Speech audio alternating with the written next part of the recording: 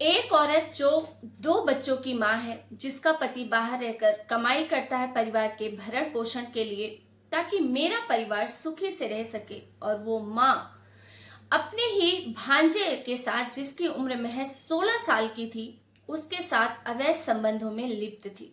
और इतना ही नहीं, भांजे के साथ अवैध संबंधों के चलते वो अपनी दोनों मासूम बच्चियां, जिनकी उम्र महज 3 और 4 साल थी, गला दबाकर अपने हाथों से हत्या कर देती है। लेकिन इस मामले में एक समय ऐसा आता है जब प्रेमी की भी हत्या हो जाती है, और साथ ही साथ जो ये महिला होती है, ये भी मरते मरते बचती है। लेकिन आखिर क्या था ये पूरा मामला? इस महिला ने ऐसा क्यों किया? इसने अपनी बच्चियों की जान क्यों ली? आइए जानते हैं इस वीडियो में। लेकिन आगे बढ़ने से पहले दोस्तों, आज का जो समय है बहुत ही शर्मसार है। रिश्तों की मर्यादाएं तार तार हो चुकी हैं, और मामा भांजे का रिश्ता तो दुनिया का सबसे पवित्र रिश्ता माना गया है। बड़े बुजुर्ग यही कहते आए हैं कि आप 100 ब्राह्मण को खिला लो या एक अपने भांजे को, बराबर पुण्य मिलता है। लेकिन आज के समय में इतने रिश्ते कलंकित हो रहे हैं कि शायद ऐसी घटना को बताने तक में शर्म आती है। लेकिन बताना जरूरी है, अवेयरनेस बहुत जरूरी है। दोस्तों नमस्कार, मैं ज्योति सिंह आपके अपने चैनल क्राइम शॉर्ट में आप सभी का हार्दिक स्वागत करती हूँ। दोस्तों, ये जो सच्ची घटना आपको सुनाने जा रही हूँ, ये है बिहार की। बिहार के पूर्णिया थाना की ये सच्ची घटना है। यहाँ एक गांव है जिसका नाम है थाना है अमोर। अमोर थाना के एक गांव की ये सच्ची घटना है। यहाँ पर एक व्यक्ति जिसका नाम होता है रिजवान। रिजवान की 2 बेटियां होती हैं, जिसमें एक की उम्र 3 साल, जिसका नाम होता है नाजिया, और एक की उम्र 4 साल, जिसका नाम होता है आलिया। रिजवान अपनी पत्नी और बच्ची को यहीं छोड़कर बाहर कमाने चला जाता है। पत्नी अपनी दोनों बेटियों के साथ अच्छे से रह रही थी। पास में ही रिजवान के छोटे भाई का भी घर होता है। सब कुछ अच्छे से चल रहा था। लेकिन अचानक 24 दिसंबर की रात को जब रिजवान अपनी पत्नी को फोन करता है, तो पत्नी फोन नहीं उठाती। रिजवान कई बार कॉल करता है, यानी कम से कम 100 से ज्यादा बार वो अपनी पत्नी को कॉल करता है कि आखिर बात क्या है, फोन क्यों नहीं उठा रही है। फोन नहीं उठाया जाता है, तब जाकर वो अपने छोटे भाई को कॉल करता है, जिसका पास में ही घर था, और जाकर कहता है कि जाकर अपनी भाभी को देखो, वो फोन क्यों नहीं उठा रही है। अब रिजवान का भाई घर आता है, और जैसे ही वो अपनी भाभी के घर पहुंचता है, दरवाजा अंदर से बंद होने की वजह से वो जब कमरे में बाहर से झांकता है तो उसकी चीख निकल जाती है। दरअसल उसकी 2 बेटियां, जो 3 और 4 साल की थी, मृत अवस्था में पड़ी हुई थी बिस्तर में। और साथ ही दूसरे कमरे में एक तरफ एक लड़का, जिसकी उम्र महज 15-16 साल के आसपास थी, वो फांसी के फंदे पर लटका हुआ था।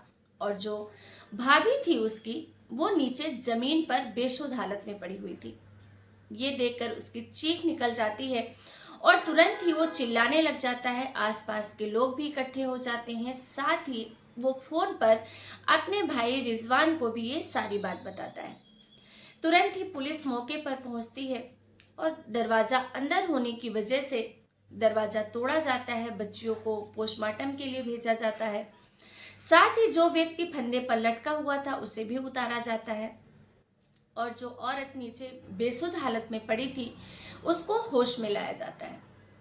अब पूरा का पूरा गांव इस हैरानी में था कि आखिर इस घर में इतना सब कुछ कैसे हो गया और किसने किया, क्योंकि किसी को समझ में नहीं आ रहा था।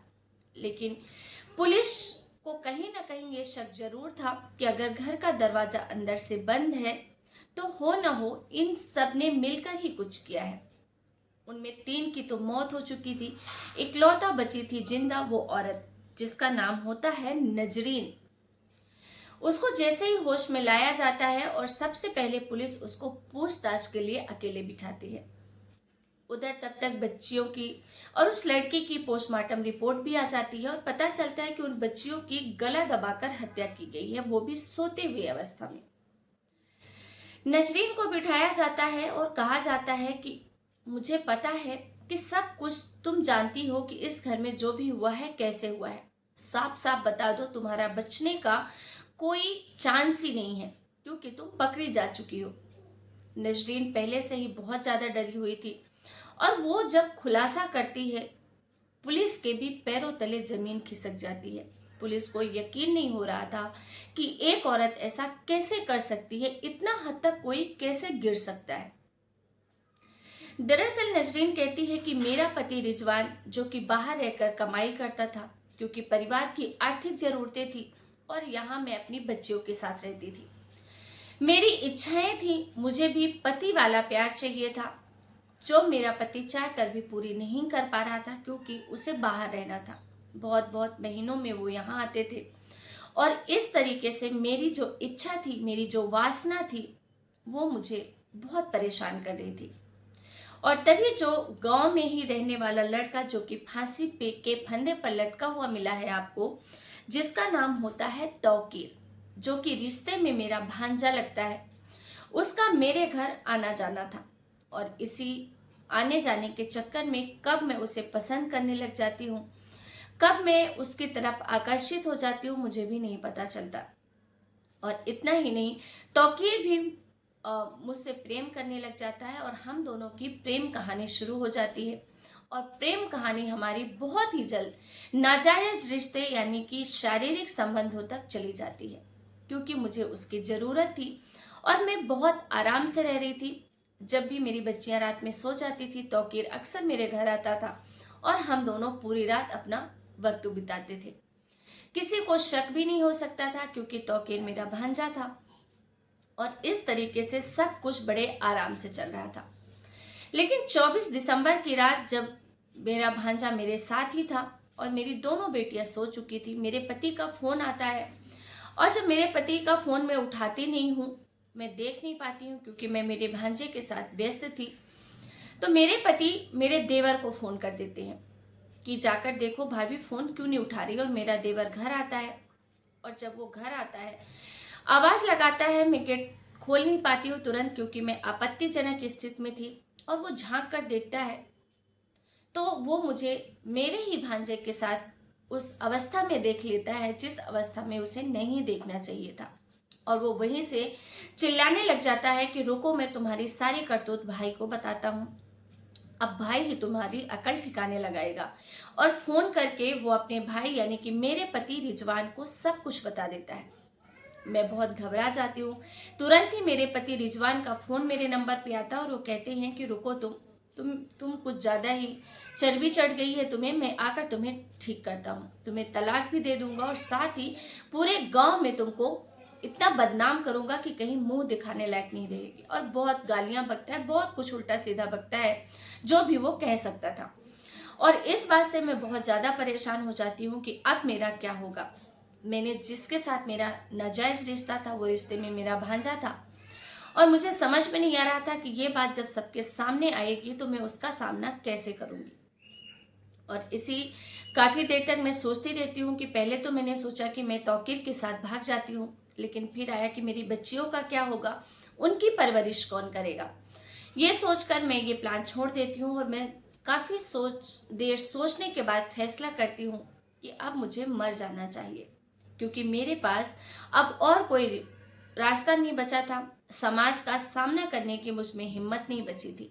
और ये सोचकर जब मैं अपने प्रेमी तौकीर को ये कहती हूँ कि मैं अपने आप को खत्म कर लूंगी, तो कहता है कि तुम्हारी बेटियों का क्या होगा, तुम बेटियों की वजह से तो मेरे साथ भाग नहीं रही हो। तो कहती है कि मैं अपनी बेटियों को भी अपने साथ ले जाऊंगी, यानी उनको भी मार डालूंगी, और उसके बाद मैं खुद मर जाऊंगी। अब उसका प्रेमी तौकीर कहता है कि अगर तुम्हारी यही इच्छा है तो मैं तुम्हें अकेले तो नहीं मरने दूंगा, तुम्हारे साथ मैं भी मरूंगा, क्योंकि मैं भी तो बदनाम हो ही चुका हूं। और इस तरीके से प्लान तैयार करते हैं। सबसे पहले दोनों मासूम बच्चियां, जिनकी उम्र महज 3 और 4 साल थी, नाजिया और आलिया, सो रही थी, और जाते हैं तो दोनों गला दबाकर दोनों की हत्या कर देते हैं। और उसके बाद दूसरे कमरे में आते हैं, एक रस्सी लेते हैं, और रस्सी के दोनों हिस्सों में एक तरफ औरत और एक तरफ उसका प्रेमी भांजा तौकीर, दोनों उस फांसी के फंदे को अपने गले पे लगाते हैं। और फैसला करते हैं कि हम दोनों साथ में फांसी के फंदे पर लटकेंगे। एक दोनों को हाथ पकड़ते हैं, प्रेमी युगल जो थे, और फांसी पर लटक जाते हैं। फांसी में एक तरफ जो तौकीर था उसकी गांठ तो पक्की थी, वो वहीं तड़पने लगता है और अपनी प्रेमिका के सामने यानी उस औरत नजरीन के सामने ही उसका दम टूट जाता है। लेकिन दूसरी तरफ जो नजरीन थी उसकी तरफ की शायद फंदा कमजोर था और वो फंदा खुल जाता है और नजरीन नीचे गिर जाती है। नीचे गिरने के बाद वो तौकीर को तड़पता हुआ देख रही थी और तड़पते हुए देखने के बाद वो वहीं बेहोश हो जाती है और उसकी हिम्मत दोबारा आत्महत्या करने की नहीं होती मौत को इतने करीब से देखने के बाद, और वो वहीं बेहोशी की हालत में पड़ी रह जाती है।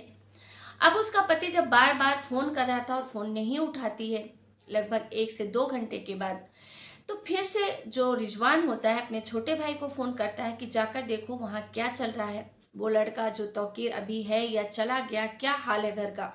और जाकर जब छोटा भाई देखता है तो उसकी चीख निकल जाती है क्योंकि वहां ऐसा भयानक नजारा हो चुका था। इस तरीके से इस घटनाक्रम का जब खुलासा होता है तो सच में सुनने वाले को भी शर्म आ जाती है, क्योंकि ये एक ऐसी भयावह कलंकित घटना थी कि जिसे सुनने के बाद किसी को यकीन नहीं हो रहा है कि आज का समय, आज का दौर कहाँ जा रहा है, रिश्तों की मर्यादाएं कहाँ खो गई हैं। ऐसे अवैध संबंधों के चलते जाने कितने परिवार तबाह हो चुके हैं, लेकिन फिर भी हमारे समाज में दिन प्रतिदिन एक से एक नई भयावह घटनाएं सामने आ रही हैं।